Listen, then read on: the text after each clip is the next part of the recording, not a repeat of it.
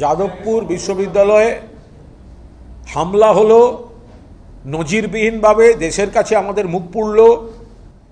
রাতের অন্ধকারে আগুন জ্বালাতে বড় কনস্পিরেসি, বহিরাগতরা ঢুকলো, ছাত্রছাত্রীদের উপর হামলা হলো, অথচ কোনো অ্যারেস্ট হচ্ছে না।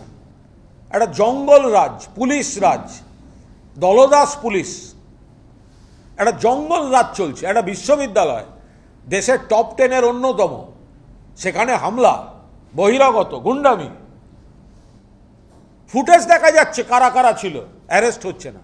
অবিলম্বে যাদবপুরে যারা মাঝরাত্রে হামলা করেছে এবং যারা তার পৃষ্ঠপোষকতা করেছে তাদের অ্যারেস্ট করা উচিত।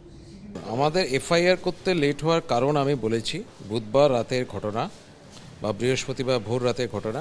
কিন্তু বৃহস্পতিবার সারাদিন ক্যাম্পাসে যেরকম কন্ডিশন ছিল, ক্যাম্পাসটা কন্ডিউসিভ ছিল না যে আমরা এখানে মেইন বিল্ডিংয়ে এসে কাজ করব।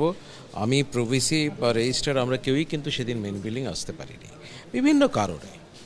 তো তার জন্যে এফআইআরটা লঞ্চ করতে দেরি হয়েছে। বৃহস্পতিবার করা উচিত ছিল, বৃহস্পতিবার করা হয়নি, তার বদলে শুক্রবার করা হয়েছে। এবার তারপর শনি রবি, আজকে সোম।